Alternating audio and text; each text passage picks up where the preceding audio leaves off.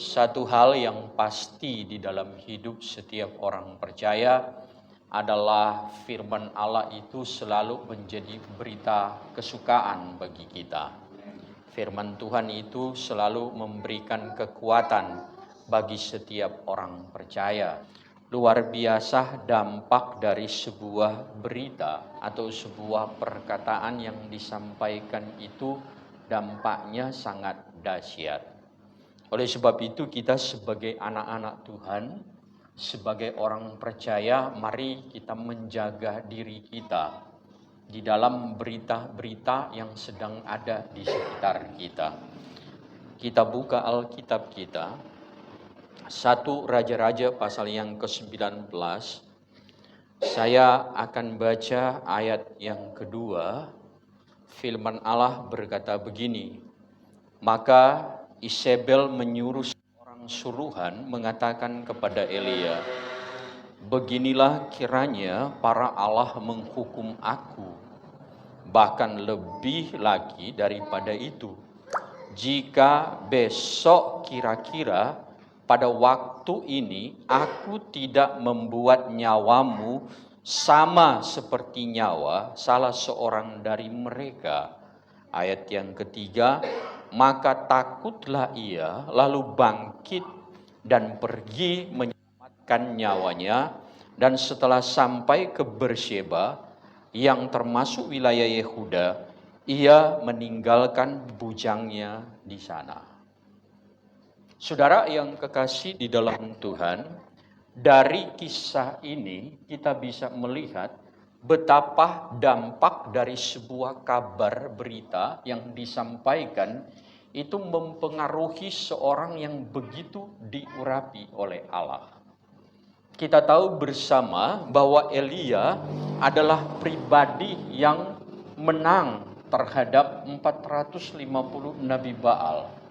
Seorang diri dia bisa mengalahkan 450 Nabi Baal. Seorang diri dia menang di dalam peperangan itu, saudara yang kekasih. Bahkan minggu lalu saya sudah berbicara tentang bagaimana Elia berdoa dan 3,5 tahun tidak terjadi hujan, pada saat itu hujan terjadi. Artinya Elia ini adalah pribadi yang ada di lingkup kekuatan Allah. Dia melayani dengan kuasa yang hebat. Dia melayani dengan kekuatan Allah. Dia mendemonstrasikan kuasa Allah di dalam pelayanannya. Jadi dia bukan pribadi yang sembarangan, bukan orang yang asal-asalan.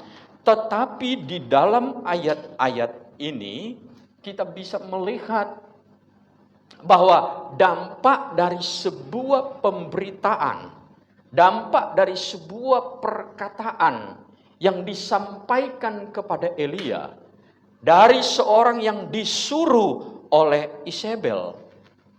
Isabel menyuruh seseorang untuk mengatakan kepada Elia. Waktu Elia mendengar berita itu, kata firman Allah, maka berita itu memberi dampak yang begitu luar biasa di dalam diri Elia. Elia menjadi ketakutan firman Allah. Elia menjadi lupa bahwa sebelumnya dia pernah menang atas 450 Nabi Baal. Elia menjadi lupa bahwa dia pernah berdoa, dan ketika tidak ada hujan, hujan itu bisa datang. Kenapa dia bisa diliputi oleh ketakutan? Karena ada sebuah berita yang disampaikan kepadanya. Saudara yang kekasih di dalam Tuhan, orang percaya harus memahami ini, bahwa musuh kita di dalam peperangan bukanlah darah dan daging. Kita tidak melawan manusia, kita tidak membenci manusia, tetapi ada penguasa-penguasa di udara. Itulah musuh kita, kata firman Allah. Dan dia berusaha dengan begitu gencarnya hari-hari ini dengan informasi-informasi untuk mendatangkan ketakutan bagi manusia, bahkan bagi orang percaya. Bukan hanya orang percaya, hamba-hamba Tuhan pun terdampak dengan berita-berita yang ada. Elia bukan orang sembarangan. Dia hebat dalam melayani. Dia disertai oleh kuasa Allah. Tapi dampak dari sebuah berita yang disampaikan kepadanya, Alkitab berkata dia di dalam ketakutan. Mari kita sebagai anak-anak Tuhan, kita memilah berita yang akan kita sampaikan. Kalau kita jadi pembawa berita, tidak semua berita itu harus disampaikan. Kalau ada berita negatif yang bisa mendatangkan orang takut, orang hilang pengharapan, orang letih lesu, bagi saya mendingan itu jangan disampaikan. Kalaupun kita jadi penerima berita, terimalah berita-berita yang penuh dengan kesukaan. Amin. Injil itu kan artinya kabar baik. Berita kesukaan. Berita yang baik. Injil itu adalah berita. Tetapi bukan berita negatif.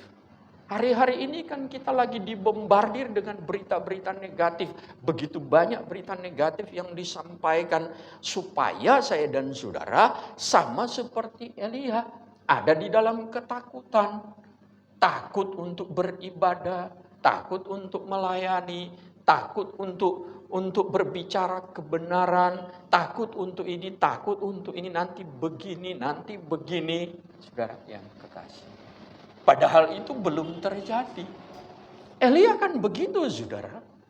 Dia sudah mendapatkan berita nanti mau jadi sama dengan 450 Nabi Baal. Karena dapat berita itu dia dalam ketakutan. Dan dalam ketakutannya itu mempengaruhi keseluruhan dari hidupnya. Saudara yang kekasih. Saya tunjukkan kepada saudara. Bahwa berita ini mempengaruhi keseluruhan hidup Elia. Dia menjadi lupa bahwa di waktu yang lalu Tuhan sudah tolong dia untuk melawan 450 Nabi Baal. Dia sudah melayani dengan penuh kuasa, sudah disertai oleh Tuhan. Berita hari ini berusaha mengaburkan bagaimana pekerjaan Allah bagi gereja Tuhan di masa lalu. Kalau lalu Tuhan sudah tolong kita, hari ini Tuhan tolong kita, besok Tuhan pasti akan tolong kita. Itulah anak-anak Tuhan. Tapi berita hari ini berusaha mengaburkan itu sehingga anak-anak Tuhan hidup di dalam ketakutan. Takut, saudara. Elia takut. Cuma dengar berita. Cuma disampaikan. Dia tidak ketemu Isabel. Cuma orang datang bawa berita. Dalam ketakutan. Bahkan saudara, pada ayat yang keempat di situ dikatakan bukan hanya ketakutan. Takut ini berdampak berikutnya. Ayat 4. Ayat yang ke-4. Tapi ia sendiri masuk ke padang gurun sehari perjalanan jauhnya. Lalu duduk di bawah pohon arar, kemudian ia ingin mati katanya. Cukuplah itu sekarang ya Tuhan, ambillah nyawaku, sebab aku ini tidak lebih baik daripada nenek moyangku. Bayangkan saudara yang kekasih di dalam Tuhan. Seorang yang tadi melayani dalam peperangan bisa mengalahkan 450 Nabi Baal dan mendatangkan hujan dengan sebuah berita yang disampaikan. Begitu putus asanya sampai berani berkata, cukup Tuhan, ambil aja nyawa. Luar biasa dampak berita ini. Sampai harus ada pernyataan dari Elia. Ambil saja nyawaku. Orang yang kepingin mati, itu orang yang sudah tidak punya pengharapan. Tidak ada orang yang masih punya pengharapan akan berkata, mati sudah aku ini. Selama kita masih berpengharapan, kita tidak akan pernah punya keinginan untuk mati. Tetapi Elia sudah minta mati. Artinya dampak dari berita itu membuat dia kehilangan pengharapan. Dia putus harap dengan keadaan yang ada. Ada begitu banyak hal yang mungkin bisa membuat kita kehilangan pengharapan. Tetapi mari kita sebagai anak-anak Tuhan hati-hati dengan berita yang ada di sekitar kita. Karena memang berita itu dipakai oleh kuasa kegelapan untuk mendatangkan ketakutan dan membuat umat Tuhan tidak punya pengharapan di dalam Tuhan. Dia lupa waktu melawan 450 Nabi Baal, dia juga sendirian kok. Sekarang melawan satu orang perempuan aja, dia merasa dia sudah kalah sebelum perang. Dia sudah kalah sebelum maju. Dia lupa kuasa Tuhan di masa lalu.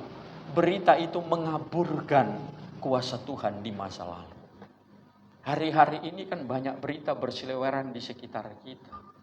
Dan berita-berita itu seolah-olah mengaburkan bagaimana Tuhan pernah menolong kita. Alkitab berkata tidak ada satupun yang terjadi dalam hidup orang percaya itu tanpa seizin Tuhan. Semua kita yang terjadi dalam hidup kita, semua ada dalam rencana Allah. Amin. Semua ada dalam rencana Allah. Kuasa Allah tetap sama dulu, hari ini, sampai selama-lamanya. Kuasa itu tidak berubah. Mujizat itu tetap sama.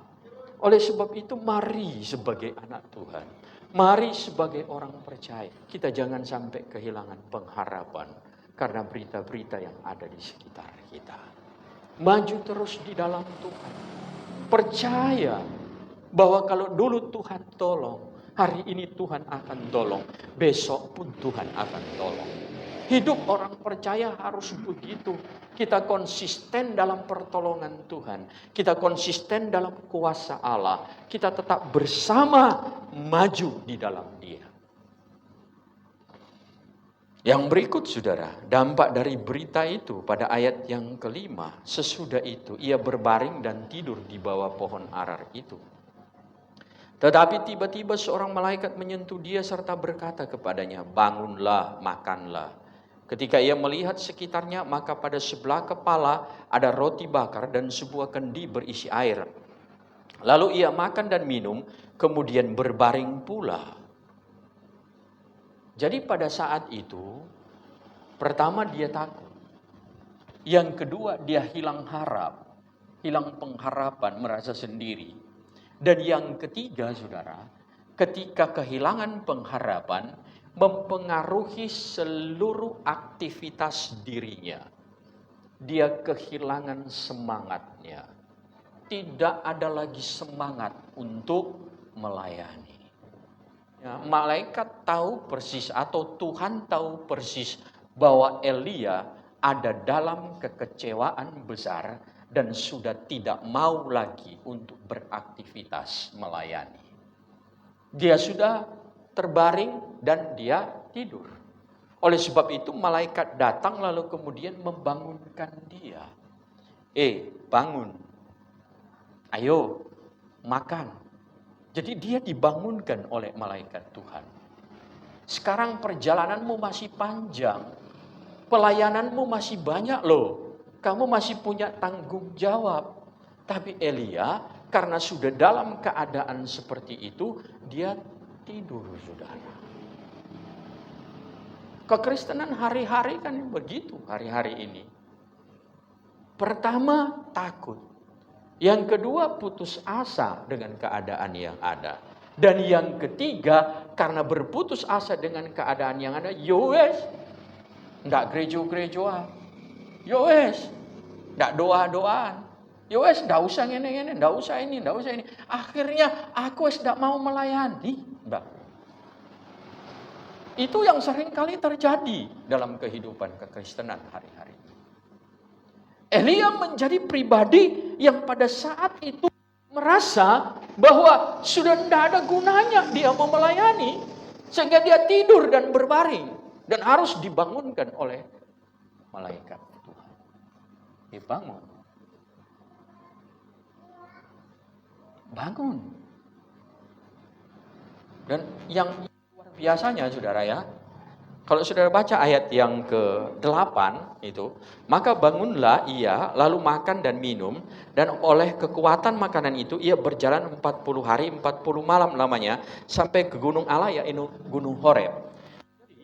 Makanan yang dia makan itu memberi kekuatan selama 40 hari 40 malam. Makanan yang diberikan oleh malaikat itu. Tapi waktu di ayat yang kelima, saudara, makanan yang diberikan itu ya habis dimakan oleh Elia. Makanan yang sama, saudara, sumbernya sama. Malaikat itu tidak berbeda. Makanan itu sama, sumbernya sama dari Tuhan. Tuhan yang berikan makanan itu.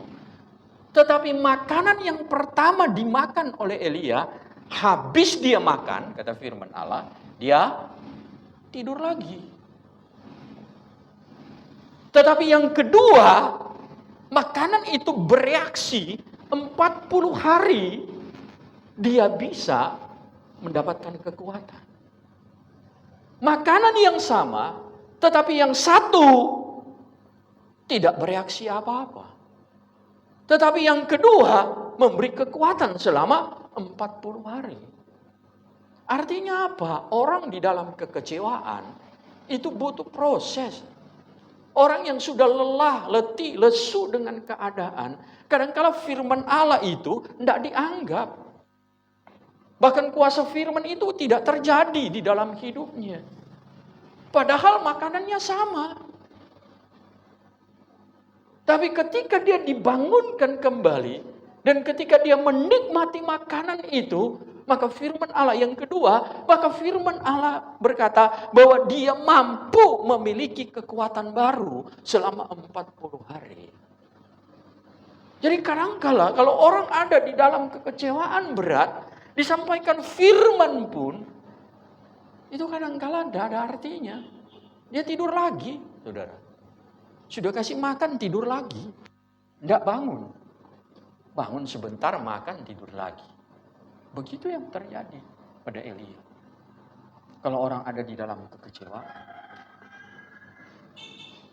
Karena itu mari sebagai umat-umat Tuhan. Mari kita memilah segala sesuatunya. Kita butuh menjadi anak Tuhan yang mendengar segala sesuatu yang membangun. Segala sesuatu yang baik. Segala sesuatu yang memberikan kekuatan. Segala sesuatu yang mendatangkan damai sejahtera. Segala sesuatu yang membahagiakan. Amin, saudara. Kalaupun kita jadi pembawa berita, bawalah berita kesukaan. Berita-berita yang memotivasi. Jangan sampai bawa berita yang negatif. Berita yang membuat orang menjadi takut. Berita yang membuat orang menjadi putus asa. Berita yang membuat orang lelah dan letih dan tidak mau melakukan aktivitas lagi. Syukur kita punya Tuhan yang ajaib. Kita punya Tuhan yang sama. Dulu, sekarang, sampai selamanya. Dia tidak berubah. Tuhan dengan penuh kasih. Tuhan dengan penuh cintanya. Datang melalui malaikat Tuhan. Membangunkan dia. Elia bangun. Bangun dan makanlah. Jangan tinggal dalam keadaan seperti ini. Hanya karena sebuah berita. Orang bilang kamu akan dibunuh. Lalu engkau sudah berkeadaan seperti ini. Bangun. Masih banyak yang bisa engkau lakukan. Amin. Jangan karena berita-berita di sekitar kita. Kita jadi takut, kita jadi putus asa, kita jadi tidak melakukan apa-apa. Bangun, saudara. Kita punya Tuhan yang sama. Dulu dia tolong kita. Hari ini dia tolong kita. Besok dia juga pasti tolong kita. Peperangan yang terjadi hari-hari ini adalah peperangan di berita. Media, kabar demi kabar. Yang datang dan disampaikan begitu banyak. Begitu masif. Iblis bekerja luar biasa di udara. Dia menyampaikan begini. Tujuannya cuma satu, supaya anak-anak Tuhan hidup dalam ketakutan. Padahal Tuhan tetap sama. Kita sering berkata Tuhan itu ajaib, Tuhan itu penuh mujizat. Masa dia tidak bisa tolong kita? Amen. Puji Tuhan, inilah firman Tuhan. Biarlah firman Tuhan ini boleh memberkati kita semua.